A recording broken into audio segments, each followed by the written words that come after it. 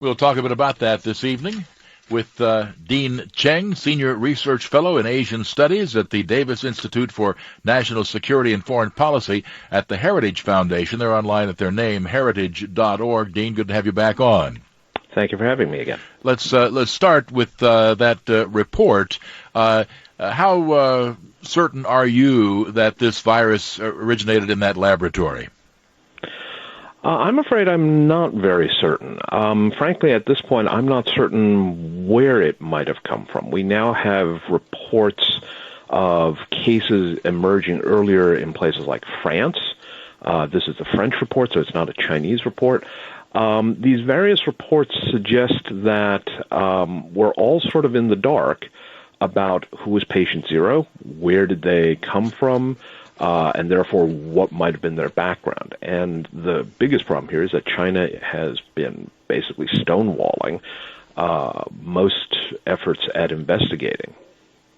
Well, you would have to think that if, in fact, they were innocent of this, that they would be falling over themselves to make files and data banks available to any and all who wanted to look and see. See, we told you, we didn't do this.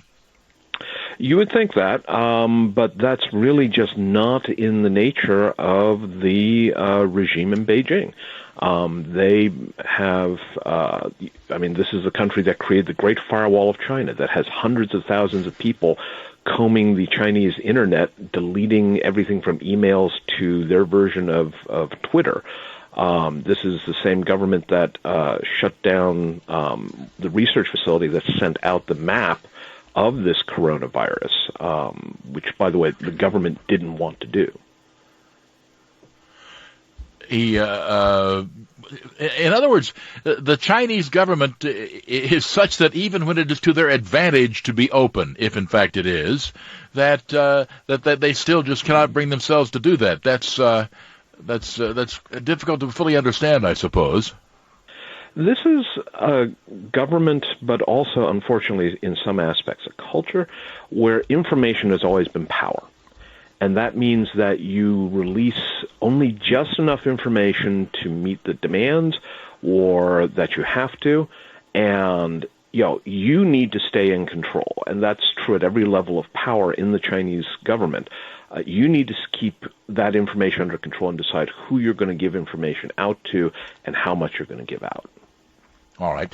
Now, given that viewpoint, then, surely the Chinese, who have now had fairly good contact with the rest of the world for some time, it's not like this is the first time they've heard such accusations, surely they can't be surprised at how the world is reacting, even as they give off great indignation, but surely privately they must have seen this coming.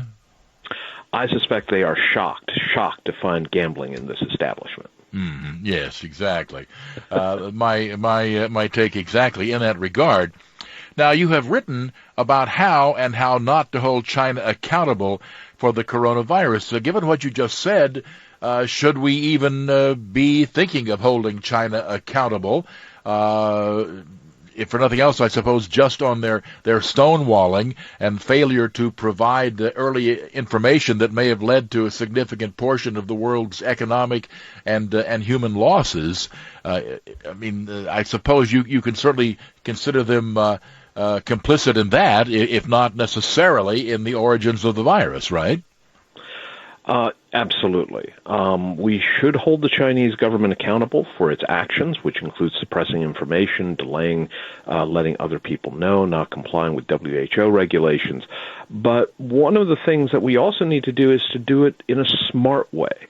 And there are smarter ways of trying to hold China accountable and some really, really dumb ways that we could try to hold China accountable. I would have to think that one of the really dumb ways would be to think about doing this in a court, be it a U.S. court, the World Court, or what have you. I cannot imagine that this could have any possible impact except to make the people bringing the suit a laughingstock. Absolutely. I mean, we saw in the South China Sea, the Filipinos tried to take the Chinese to court. The Chinese denounce the International Court of Justice as a bunch of amateurs who basically weren't qualified to judge China. We see this in other international controversies where the Chinese are involved. So the courts really are not a great way to go, in no small part because how do you hold a nuclear-armed great power responsible in court? Well, and how do you enforce whatever the court were to say? I mean, Exactly. that's an even better response. Okay, we'll come back then and take a look at some ways that this might, in fact, be done when we continue our conversation with Dean Cheng, a senior research fellow in Asian studies at the Heritage Foundation.